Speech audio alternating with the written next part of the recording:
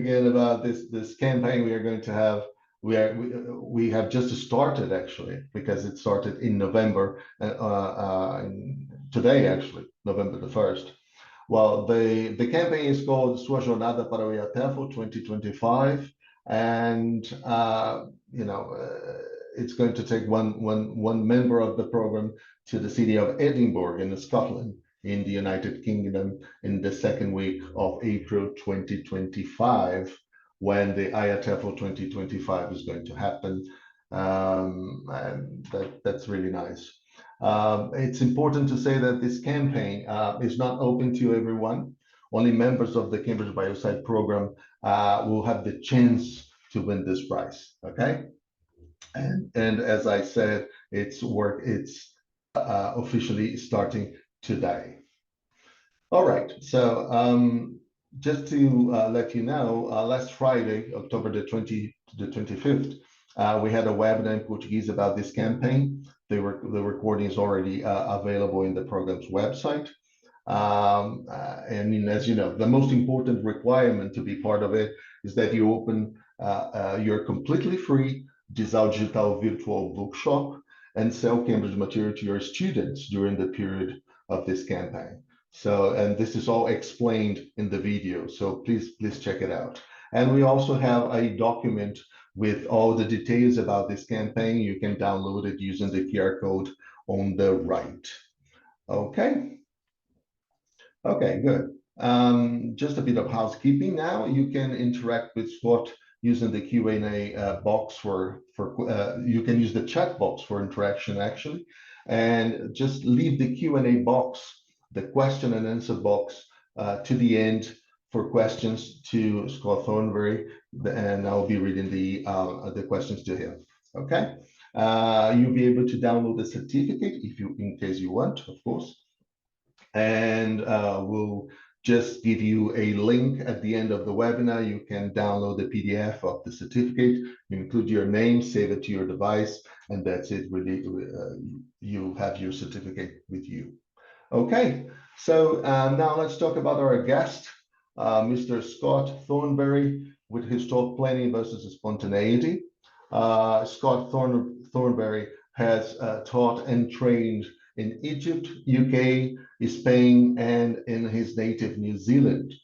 Until recently, he taught on an online MA TESOL program for the New School in New York.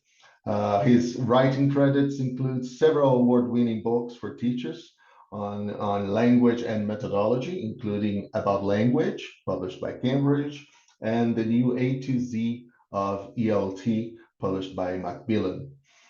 His latest books are 30 Language Teaching Methods, 101 Grammar Questions, and 66 Essentials of Lesson Design, all published by Cambridge.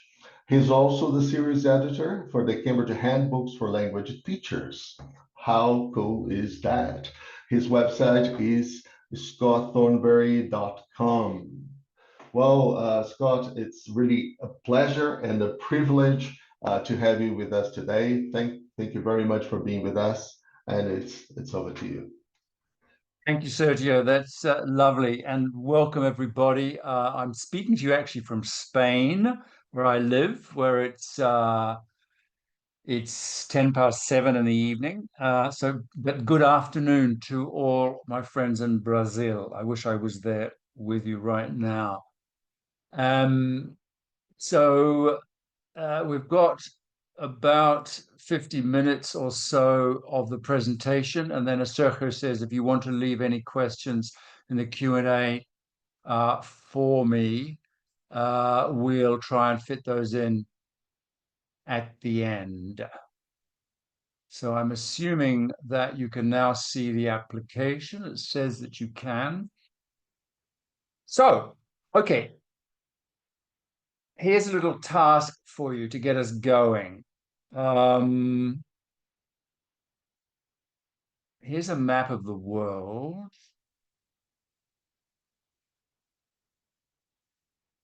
Okay, now, on this map, I want you to imagine, okay, there's a line going across sort of the equator, if you like, from teacher-centered to learner-centered. So I want you to think where you are as a teacher, typically on that line. And don't do anything yet, because there's another piece of the equation. So, but just think where you are along the trajectory between completely 100% teacher-centered or completely 100% learner-centered. And then intersecting with that line, there is a vertical dimension or axis going from planned to spontaneous. And again, I want you to think where you are on that vertical axis. Are you 100% planned or are you 100% spontaneous? And then between the two axes, find a place where you are that represents you in terms of your typical teaching style. Combination of teacher-centered and planned. You would be, if that's the case, if you're very teacher-centered, very planned, you'll be somewhere up in like Alaska. On the other hand, if you are very learner-centered and spontaneous, you would be somewhere down in, for example, New Zealand. New Zealand. That's where I come from. So in the chat box, first of all, work out where you are on the map according to those two axes. And here we go. You've already, I know you're in Brazil, Adriana, but are you in Brazil literally or according to your teaching style? Erica's in Australia. That's very close to New Zealand. Letitia says somewhere in China. Russia, Australia, Madagascar. That's interesting. So you're near the center. Also another one, Marcia, is also in Madagascar. Some people up there in China, so you would be sort of fairly planned, but you like to think of yourself as learner-centered. Korea, so quite a lot of you over in that kind of in the Asian hemisphere, if you like, somewhere in South America. Adriana, that's okay. That's okay. Somewhere in South America, including Brazil. Okay, very nice. So you get the idea, yeah? Now, I could go on and ask you, that's where you are, or where you think you are, on average, where you would like to be. I'm not going to ask you that because we'll get the two sets of answers confused. But maybe it's something you could think about, particularly in the end of this talk, where you might like to be. So that sort of introduces the topic, and I want to look at that, particularly that the vertical axis between planning and spontaneity. And I'm going to start with a quotation from the inimitable Jack Richards. I know you know his work. He's written a lot, extensive, very good stuff about teacher planning, teacher development, etc. And this is him writing about on an article called "What's the Use of Lesson Plans?" And he says here that teaching can be viewed not so much as the process of realizing plans, but as a creative interaction between plans, student responses, that is to say, how the students respond to the plan, and out of that, teacher improvisation, or if you like, spontaneity. So we can visualize that combination as being something like the plan, yes, but also the learner's response to the plan and the teacher's ability to improvise out of the plan. And that gives you, in a sense, your lesson. The lesson is not necessarily 100% reflection of the plan. Particularly, we're talking about experienced teachers here. But of course, we've all been in a situation where it's been difficult to respond, or where it's difficult to improvise to the students' responses. We can never quite predict how the students are going to respond to our plan. And that is the dilemma that we are faced with, particularly if we are relatively inexperienced teachers. Here's an example, and I've used this a lot. If you've seen any of my presentations, you would have probably come across this example. This is a transcript of an actual lesson. This really happened in a language school, English language center in Mexico. And it's a group of learners. The teacher has started the lesson and has taken the register, the name of the role, and is starting to chat with the students. who are presumably adults. And he says to one of them, or she says, well then, Jorge, did you have a good weekend? Yeah, how many times have we started a lesson like that? Yeah, little chat at the beginning, the other students are still coming in, etc. And Jorge says yes. And so the teacher says, what did you do? And Jorge says, I got married. I got married. And the teacher, oh, you got married. Well, you you certainly had a good weekend then. There was a laughter and a buzz of conversation from the other students. And then the teacher says, now, turn to page 56 in your books. You remember last time we were talking about biographies, blah, blah, blah, blah, blah, blah, blah, blah. The teacher checks the book and the lesson plan while the other students talk to Jorge in Spanish about his nuptials, about his wedding. So this is a case where the student has responded with something that was not expected, but nevertheless, the teacher has decided to run with the plan. Yeah, page 56. Now there's all sorts of hypotheses as to why the teacher has done this. There may be very good reasons, like, for example, the student's got an exam next week, and what's on page 56 is really important for the exam. Or maybe she knows that Jorge is a little bit, plays around a little bit, and maybe she doesn't actually believe him. Whatever, there's probably good reasons, and I'm certainly not blaming the teacher, but I think this is a very good example of a situation where we've all been in this situation where suddenly something comes up and you think, now what can I do? Do I run with that, or do I stick to the plan? Yeah, and more often or not, particularly if you're an inexperienced teacher, you'll tend to stick to the plan. And what I want to explore really in this webinar is the alternative. It's there's a wonderful poem by the North American poet Robert Frost, about he's walking through the forest, the woods, and he comes across a fork in the road. Yeah, two roads going one way, the other going the other way. And what's clearly one is more traveled, it's more worn, and he thinks, you know, what would have happened if I'd taken the less traveled one? Two roads diverged in a wood, and I took the one less traveled by. In fact, he took the one less traveled by, and it has made all the difference. So I'm thinking of the teacher, of Jorge's teacher. What would have happened if she'd taken the road less traveled by? That is to say, if she'd ignored page 56 momentarily, at least, and run with Jorge's wedding. And of course, experienced teachers do that. They do tend to take the road less traveled by, because experience has taught them that if they don't, they may be resistant. We saw it with Jorge, the other students in the class. They're just ignoring the teacher, saying they're much more interested in Jorge's wedding. In a study of experienced teachers, Rose Senior interviewed lots of teachers, and she concluded that language teachers regularly deviate significantly from what they intended to teach in their lessons in response to ongoing student feedback. Yeah, again, what Jack Richards was talking about. There's the plan, but then there's the response from the students, and therefore the teacher deviates from the plan, even though such deviations may not be apparent to their classes. The students don't know. They don't have the lesson plan, so the teacher is free to deviate. The students will never know. But that's experienced teachers. Experienced teachers, as we'll see in a minute, have certain skills and abilities that allows them to do that.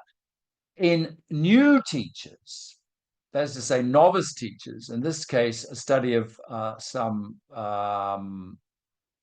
first-year teachers, the researchers found that none of the teachers departed from their lessons for more than a brief moment to pursue a topic or an example raised by a student. And none allowed spontaneous communicative tangents, like Jorge's wedding, to develop to any extent as part of their lessons. None. We're talking about a group of 5. The study was very small, but none of them departed from their lesson plan, except for maybe very, very, very briefly. In fact, more often or not, they followed their textbooks or lesson materials closely and did, this is interesting, did little teaching that was genuinely communicative. In other words, what the writers here are suggesting is that had they departed from their lesson plan, they may have actually been generating real communication. And again, just think of Jorge's wedding. Imagine the teacher had said, "Oh my God, Jorge, you got married. Wow. Okay, everybody, stop. Close your books. Think of some questions to ask Jorge about his wedding. In groups, prepare 5 questions each. Yeah, Jorge, while they're doing that, you think of the possible questions they'll ask you and try to come up with anticipate the answers. Yeah, and that would then result in real communication as the students ask real questions to Jorge about a real wedding, as opposed to page 56 in the book. So very little genuine communication. Now the question is, why? Why don't new teachers take these kinds of risks? I don't expect you to answer that. We don't have time, but I'm sure you have got an opinion as to why teachers tend to stick to the plan and stick to the book. I'm going to give you some reasons that I've come up with. And the first of this is perhaps an effect of their pre-service training. Now, whatever pre-service training you did, it was probably impressed upon you that planning was very important. In fact, you may well have spent a great deal of time planning your lessons. I know that on the pre-service courses that I used to teach on, for example, like the CELTA, a lot of teachers complained about the time they had to spend planning a lesson. And it may have only been 10, 15-minute lesson, but they were up all night planning this lesson. So it may well be a feat. And also the pre-service training may not have actually given the message that sometimes it's okay to deviate from the plan. There's a certain kind of attitude to the lesson plan, I think, on not just pre-service training, but also an in-service training, which says the lesson plan is a kind of a sacred document. Yeah? It's written in stone and it must be obeyed. Their previous learning experience. So again, if they've come from a tradition, an educational tradition, which is relatively controlled, where there is not much real communication or spontaneity, then they will tend to replicate that kind of classroom dynamic. The local teaching culture may well be, again, part of that dynamic which frowns upon or discourages improvisation or spontaneity. Peer pressure from other teachers in the institution, etc., who say, no, we don't, we always follow the lesson plan, we always follow the book, you have to follow the book. If you don't follow the book, the students won't, they'll complain, the parents will complain or whatever. The curriculum demands, now this is really important. Teachers teach many, many hours a week. They do not have, they don't have the luxury to depart from the textbook, for example. We've got to do the book. We've got to get through the book. It's much easier if I just stick to the book. Page 56 is, it's there. Everybody's got it. It doesn't require me to think outside of the box or to leave my comfort zone because I'm a busy person and I'm going to stick to that. Students also have expectations, and there's maybe the students who don't like to see the teacher improvising or being spontaneous because it indicates a lack of thoroughness, a lack of professionalism. And that may just simply be that they are young and inexperienced. And these are actually reasons that Richards and Pennington gave to that. I would say on top of all that is that as teachers become more experienced, they develop classroom management skills. When we go into teaching, when we start, we're not that good at organizing the classroom, of putting students into pairs, putting them into groups, monitoring the group work, getting feedback from the groups, etc. Those management skills take a while to develop. however good your pre-service training, you need lots of hours, flight time, flying hours in the classroom to develop those management skills so that they are fluid and uh, and versatile. I like to think, this is not research that I've done, but there's a kind of inverse correlation between planning. So at the beginning of your teaching career, you plan everything. Sometimes teachers actually script, write down exactly what they're going to say. Whereas your management skills are relatively undeveloped. As your management skills increase, then the need to plan becomes less and less. So there's, as I say, an inverse relation between management and planning. Okay, so if you are an inexperienced teacher, or if you are a teacher who is on the other side of the map, you're not over in China or in Australia, but you're more over in Mexico, literally. That is to say, you're fairly teacher-centered, and if you're at the top of the map, meaning you plan as opposed to being spontaneous, then here are some 6 tips that I'm going to give you in the remaining time to help you develop a reduced planning time and to increase the spontaneity in your classroom. And these are the tips, and we'll go through them one by one. So the first one, developing routines. Routines are simply things that you do regularly that work. Activities that you do regularly that work, and work with a lot of different kinds of students, lots of different levels, big classes, small classes, online or face-to-face. One writer, Kathy Bailey, writing about teacher education and writing about planning, she says, in the case of experienced teachers, the decision to depart from the plan, to go down the road less traveled by, is often smoothed by the ability to, what she calls, reach into the mental bag of tricks, like a toolbox, and pull out a previously used idea, thereby recycling a strategy judged to be successful in the past. So teacher doesn't have to plan everything because they have this kind of repertoire of routines, of activities, a previously used idea. She goes on to say the use of such strategies and routines allows the teacher to depart from the plan. Importantly, it minimizes the risk of doing so. So again, thinking of Jorge's lesson, what routine could the teacher have done, that developed Jorge's wedding, but at minimal risk. And as I say, one of them might be just say, okay, into groups, 5 questions in 3 minutes about Jorge's wedding. Jorge up to the front of the class, answer the questions, then, okay, you've got the answers to the questions. In groups, write a short report of Jorge's wedding. Jorge, you can go around answering more questions while they're doing that. Something like that. So probably a whole lesson, or at least a 40-minute lesson, just based on those 2 routines, asking the questions and then writing the report. When I first started teaching, the routine that I used again and again and again was invaluable.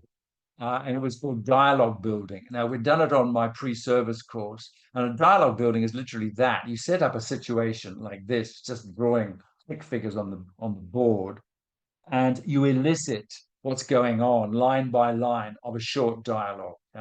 So you ask the students, there's what's wrong with B? We need to establish the situation. B, he's got his arm and plaster, something's happened.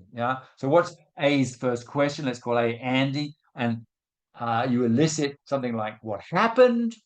Now, some students will say what has happened or what did happen, etc. And you tidy that up, and you drill what happened. Then you elicit Bill, let's call him Bill's response, which is, again, the students will say different things, but you standardize it as I broke my arm. And then and you drill that, and you put the question and the answer together. What happened? I broke my arm. You practice that, you drill it, blah, blah, blah. And then you carry on building the dialogue. So you've got a dialogue which looks something like this.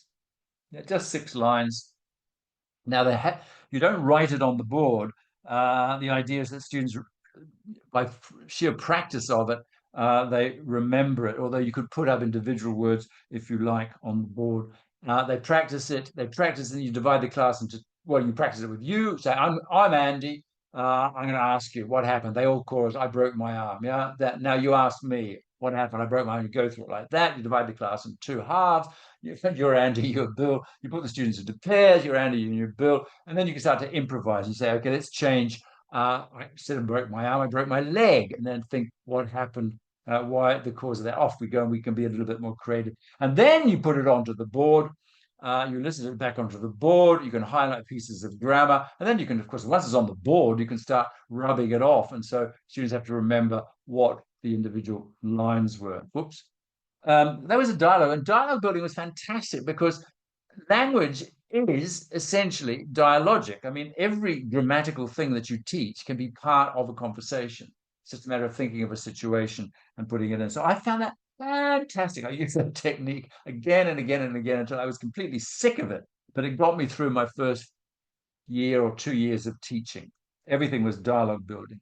Then I discovered surveys. Our surveys are fantastic. And since we've already talked about that with Jorge's wedding, every course book that you use nowadays, and I'm going to show you a course book, like, for example, Cambridge Course Book Evolve, is organized into topics, themes. Yeah. So looking at this one, if we look at the contents page, work and study, good times, buy now, pay later, about shopping, obviously, looking good, risky, but outdoors, yeah, eat, drink, and be happy. So, yeah, the same old themes that come. Let's say eat, drink, and be happy. That's a good theme. It comes up in every course book.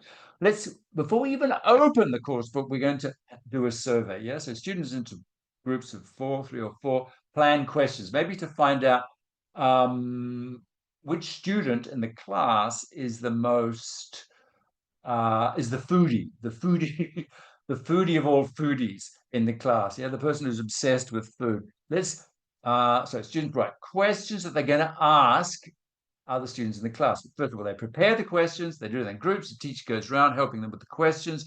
They might have to access some vocabulary. That's okay. It's going to come up later in the unit, so it's worth teaching. Feed it in, and then the students are then redivided into new groups. Yeah, so they're all sent off to a different group, and they ask their questions, and the other students ask them questions, and they take a note of the answers, and they go back to their original group, and they collate the answers to all the questions, because now they've asked everybody in the class between them, and then they produce a summary report of their survey, which one of them or all of them can present to the class, and then they can vote to decide which student is the foodiest of the foodies. You do that with any topic: sport, shopping, travel, all the standard topics in course books. And you can have a whole lesson based around the survey, because they present it and they can write it up for homework or whatever. You can review the questions at the end of the stage. So let's go back and look at these questions again, tidy them up. You can look at the grammar and the questions, all sorts of stuff there. Surveys have fantastic routine. You can use it again and again and again, and you can do it online in breakout rooms. Fun fact. How to reduce, tip number 2, plan for learning opportunities rather than teaching points. Now, this may be easier said than done, because if you're working from a syllabus of teaching points like grammatical items, then you might have to be quite ingenious to rethink of your syllabus in terms of what learning opportunities does this present? What learning opportunities can I get out of this topic? What learning opportunities can I get out of this unit in the course book? And this idea comes from a writer called Dick Allwright, who wrote an article in 2005 about exactly this. And he says, I see planning as crucial to language teaching and learning. I'm not saying no, don't plan. I'm not saying be spontaneous. No, planning is crucial. Planning for richness of opportunity. and especially for understanding, not planning to determine highly specific learning outcomes.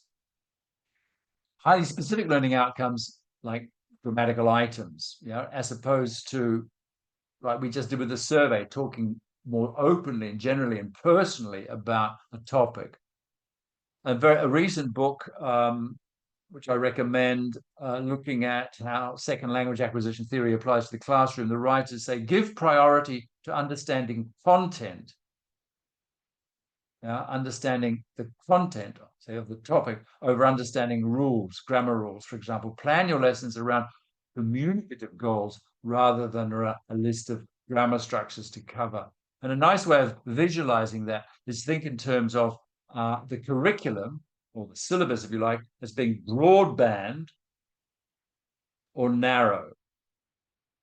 A broadband syllabus item, or a narrow band might be learn the present simple. So a specific grammatical structure. Learn the present. So we're going to do the present simple, because this ignores the fact that some students have already done it. Some students are not ready for it. And it doesn't, phrase like that, it doesn't open up the possibilities of lots of communication. Whereas if you have a broader band aim, like talk about free time activities, there's much more possibility for all the students to contribute to that lesson, as opposed to the very few who are ready for the present simple, who want to learn the present simple and haven't already done it. But talk about free time activities, you can do that at any level, in any age group. It's a huge topic, and it allows students to contribute. Everybody can contribute, even if it's very basic. So that's the idea of a broadband curriculum. And the person who gave me this idea is actually a New Zealander, and he said a curriculum that promotes only segmented, isolated, and elemental learning tasks, that's to say, the narrowband curriculum, reduces the student's degree of learning, including incidental learning. There's much less stuff they can pick up on the side. And it also reduces their preparedness for future learning, particularly learning outside the classroom. So where possible, think in terms of your lesson plan and the goals of your lesson in terms of communicative goals, larger themes, as opposed to today I'm going to teach the present perfect continuous. Okay, let's move through our list. This is nice. Teach off your students, not at them. Now, this comes from a recent book on teacher education, particularly for pre-service teachers. And the writers of the book make this recommendation. They say novice teachers, that's like new teachers, often over-prepare. We've seen that already. Sometimes scripting out what they intend to say and do without consideration for how their learners may experience and or respond to their instruction, without consideration of the response. Remember, Jack registered at the beginning that lessons are all about planning, but also the learner's response to the plan and the teacher's ability to improvise according to their response. But novice teachers over-prepare. And so their advice is to teach off your students, not at them. Now, what does this mean, teach off your students? What it means is you respond to what comes up. You teach off what comes up. Just as that teacher with Jorge's wedding did not respond. She did not teach off that topic. She taught at the students by getting them to open to page 56. Here's an example of a teacher teaching off the students. So this is a teacher. She's teaching a group of adults. And one of the students in the class has had a problem at her workplace, which I think is a hospital. And I'll just take you through. It's a bit difficult to read transcripts of conversations in classrooms, but let's see if we can make sense of this. So this is halfway through this conversation. The teacher says to the student, she's kind of clarifying this. Student's telling the story. She says, "What, you were delivering mail to the patients?" "Yeah." "Well, how many times did you go?" No. I should go, but I didn't go." That's what the student says. And the teacher says, I was supposed to go. Now, she's not correcting the student. She's just thinking of a better way of saying that. I should go, but I didn't go. I was supposed to go. And she says, oh, that's a good one. Teacher says, it's a good expression. I was supposed to go. And she drills it. Everyone, I was supposed to go. Again, I was supposed to go. Then she extends it, but I couldn't, but I couldn't. Everybody says, but I couldn't. Again, but I couldn't. I was supposed to go, but I couldn't. Again, I was supposed to go, but I couldn't. And then teacher thinks, oh, you could also say, I was supposed to go, but I didn't. You can also say, I didn't. Yeah? So she's saying different ways of extending that utterance. And the reason, of course, that the student didn't go was because the baby's sick, which they've already established. And then the teacher says to the student, is the baby still very sick? What's the matter? I don't know. And the teacher goes, oh, wow, that's a problem. Isn't that marvelous? So they have a conversation. The teacher stops the conversation to keep off the students, to take up something the students tried to say, uses that, does the teaching, drilling, blah, blah, blah, extending it, and then goes to the conversation, where more learning opportunities may well arise. Kumar Avadivalu says, teachers are seen both as creators of learning opportunities for their learners. We create learning opportunities. We do that through our planning, but also utilizers of learning opportunities created by the learners. That's what the teacher just did there with the baby story. She utilized a learning opportunity to teach. I was supposed to go. As creators of learning opportunities, teachers need to strike a balance between their role as planners of teaching acts, the lesson plan, today I'm going to teach X, Y, Z, and their role as mediators of learning acts. Learning act, something the learner does, says, asks, where the teacher then mediates that, responding in the here and now. And that really is what we mean by adaptive expertise. Adaptive expertise is the ability to adapt to what comes up, to adapt to Jorge's wedding. In a big study of teachers very recently, Anderson and Tanner said, they're looking at expert teachers, and they said in this research they did, one of the most frequently reported themes in the data reveals that expert teachers are, despite their careful planning, they don't not plan, they plan, but they are able to display flexibility during the lesson, improvising and responding appropriately to the lesson, to learning as it happens. And this is what's called adaptive expertise in the literature.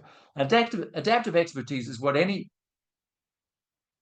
professional or any craftsperson learns to do through experience. So think of, in fact, the term was first used to talk about health workers, I think. So you have health workers who have expertise. They're doing the same thing again and again and again every day. They're very good at that. They do it very quickly. They do it very cleanly. And it's called routine expertise. But then sometimes there's an emergency and you have to think on your feet. There is no routine necessary for this emergency. And that's what's called adaptive, the ability. And as teachers, we need to develop that, to adapt to the here and now through the ways that I've suggested. Number 5, finally, not quite finally, be the most human. Now, the most human. Where did I get this expression? I got this expression from this book, The Most Human. Now, this is written by a guy who took part in regularly a competition designed to basically test artificial intelligence applications, even before it was called artificial intelligence. So basically the competition, which was called the Turing Prize after the Alan Turing, was designed to reward anybody who could design a program that a human would think was a real human. So basically they have a computer behind a screen. It's not done through speaking, it's done through texting. So your human tester types in some questions, the computer program responds. Now, if the human tester thinks that that computer program is a real person, then that person gets the prize. And until very recently, nobody's been able to do that, to fool a real. And this guy did this again and again and again every year when they did that, and they voted him. The people who organized this thing, they said he was the most human because people could tell his communication. Yes, but yeah, I got it slightly wrong. They have the humans also behind the screen from time to time. So people are interacting with them and computers have to tell which one's the computer, which one's the human. This guy was voted as the most human. Why was he voted the most human? Because he sounded like a human and not like a computer. And in a classroom, then we want to be the teacher who's the most human, as opposed to the teacher who sounds like a computer. And there's one way of doing that is in the questions that you ask. Think about these two scenarios. You got teacher A and teacher B. What's the difference between the question, how many fingers have I got, as opposed to the question, how many brothers have you got? And you can type your answers into the chat.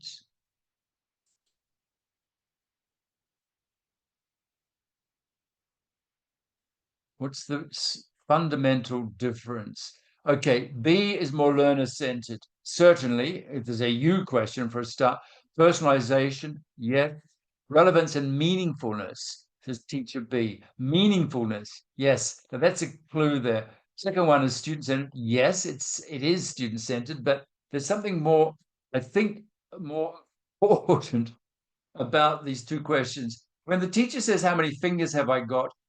Does the teacher know the answer? How many fingers have I got? Is the teacher asking a real question? Does the teacher not know? Yeah, I think the teacher probably knows the answer. But how many brothers have you got? There's a good chance that the teacher doesn't know the answer. So it's the difference between what we can call number A is what I call display questions. Yes, somebody just named it. Display questions. Yeah, or you're asking students to display their knowledge. Teachers do this in every subject. You know, geography. What's the capital of Brazil? And it's designed, as I say, for the students to display their knowledge. The teacher knows the answer. Yeah? On the other hand, real questions, like the questions we ask in the real world outside the classroom, are like B. Yeah, how many brothers have you got? Now, the difference between these is significant. And there's a lot of research been gone into the kind of processing involved in answering display questions as opposed to answering real questions. But one thing about display questions and real questions is that they lead to longer conversations, real questions. So here's an imaginary example. How many fingers have you got? 5. Good. Ask me. How many fingers have you got? 5. Good. Ask Khaled. How many fingers have you got? 5. Good. It goes on and on and on, but it's pretty boring. It's not going to last very long. It's not a great conversation. Whereas, how many brothers have you got? 5. Wow. Who's the oldest? Walid. How old is he? 27. Is he? What does he do? He's an engineer. Really? Okay. Ask Khaled. How many brothers have you got? 1. So we've got masses of material here. We have teachers who are humans, not robotic humans, because they're asking real questions. Many more possibilities then, that there are opportunities for learning of the type, I got married in the weekend. Okay, finally, take risks. Trust the learners, create space, take risks. A very quick story.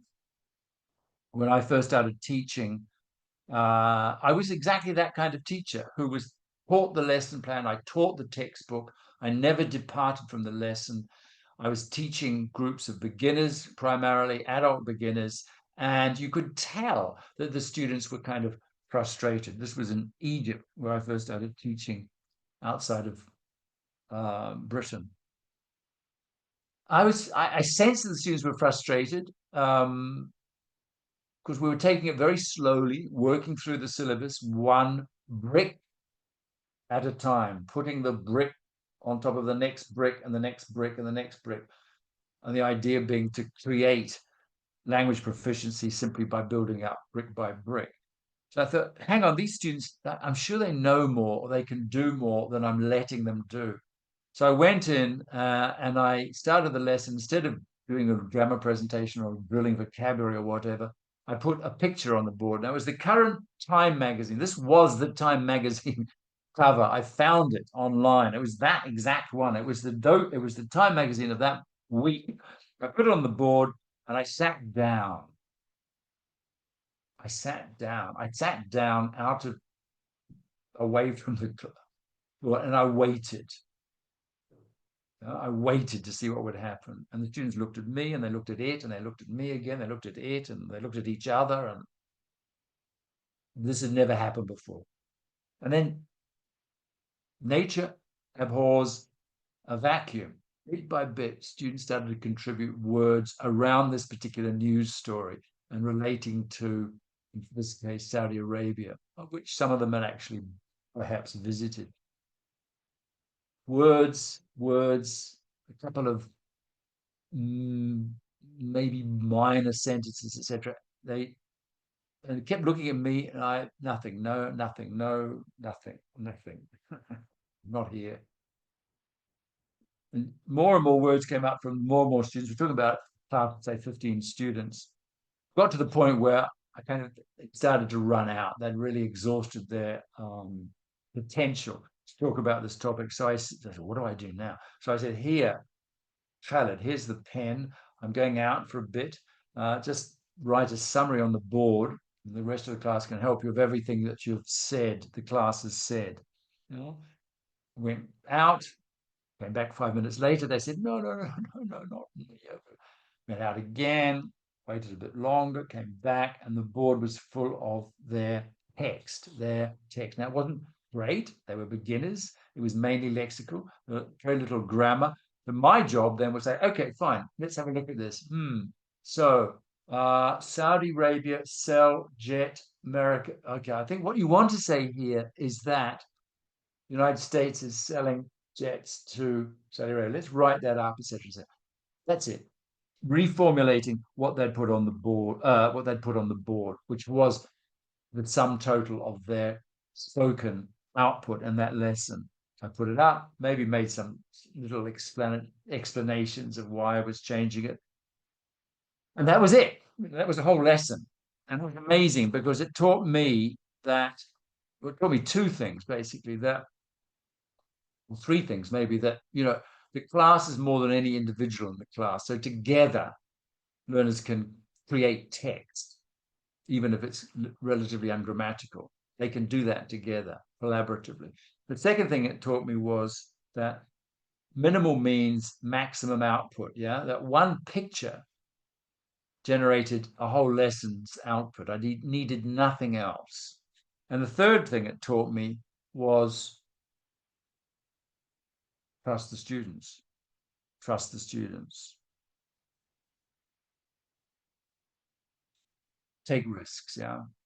So, and here's another colleague of mine who talks about the same kind of thing. He says the best classes for him, meaning the ones that everyone seemed to enjoy for them and learn from the most, have started with a conversation sparked by a person's comments as he or she enters the room for his wedding.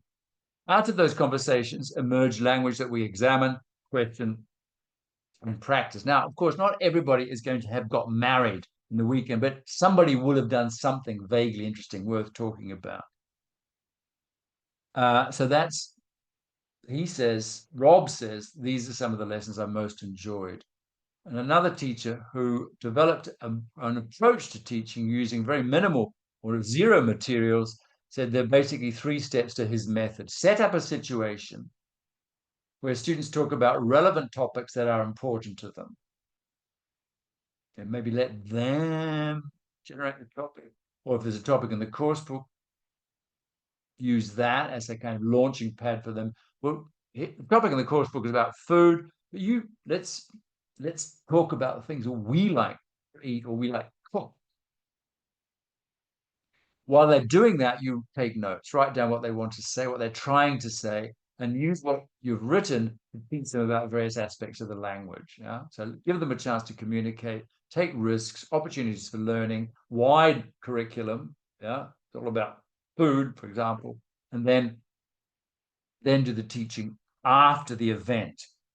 That would be another way of approaching it. So, in my advice, these tips to reduce planning time and to increase spontaneity. By increasing spontaneity, you're reducing planning time.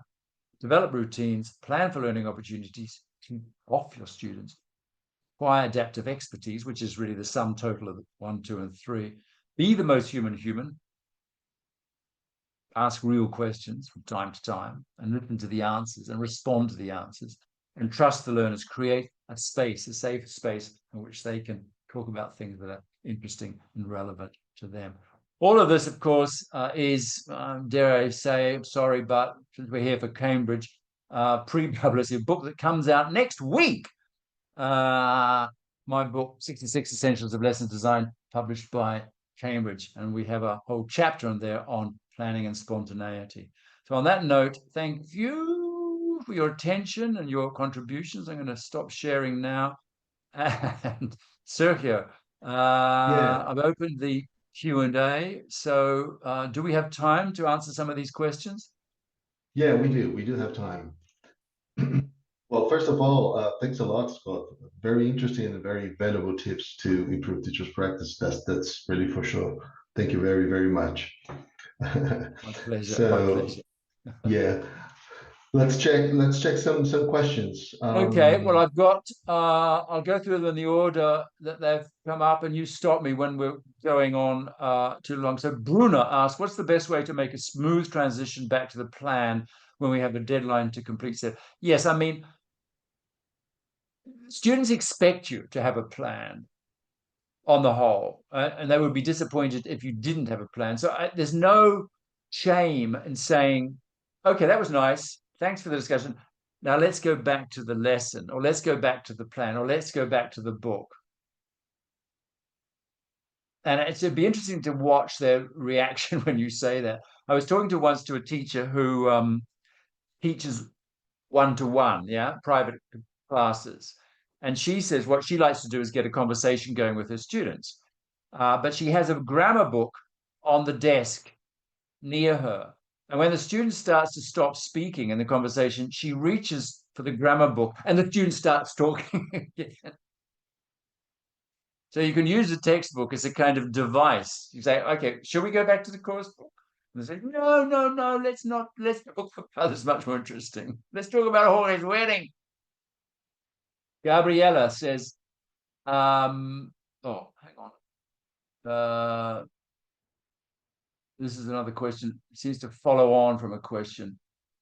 Yes, okay. So I have given ideas about that. Michelle says, with all your experience in teaching around the globe, would you say that certain parts of the world, yes, are more likely to approve of a high level of spontaneity? Yes, I would absolutely say that. And if you remember going back to the list I gave of reasons why teachers are reluctant to depart from the lesson, one of them was the local culture. So the local educational culture may be one which is not used to teachers departing from the lesson plan, doesn't encourage teachers to depart from the lesson plan, views the teachers as transmitters of knowledge rather than facilitators of communication. If you're in that, and I don't believe Brazil for a second is that one of those kind of cultures. And every time I've been to Brazil, people just want to talk and talk and talk. But any of you may have taught, and I don't want to create stereotypes here, but it does seem to be the case that certain cultures, maybe certain East Asian cultures, for example, are less prone or less inclined to allow teachers to explore the spontaneous aspects of learning. But I think it's a matter of educating the students. And I think once they've seen that you're going to use their language that comes up spontaneously, you're going to take it and you're going to use it to make a teaching point, like the teacher with I was supposed to go, then they would start saying, "Oh, well, that's kind of nice. Had a conversation, but the teacher taught us something during the conversation." So students were confident that the teacher is not abdicating their responsibility to be the teacher, but is still the most human teacher. That is to say, the teacher has conversations with the students and then uses those conversations as the raw material for teaching. Okay, any other questions? Have I missed any, Sergio? No, I don't think so. That was all. Let me Okay. just recheck. Yeah, that's it. Well, thank Well, you. Thank you listen. very, very much. Can I go and have my dinner now? Yes, yes, please. And we are going to have our happy hour at the end of the day Okay. here. Thank you. Thank you, everybody. Thank you, Cambridge, my publishers, for this opportunity. And it's been wonderful to be with you on this day. I know it's a public holiday tomorrow, so I hope you have a great holiday. And I hope that your students have a great holiday, and that maybe even some of them get married, and you can ask them after on Monday. Okay, Thank you very everybody. much, Scott. Thank Bye you. See you bye. next time. Thank you very much. Bye bye, guys. See you next time.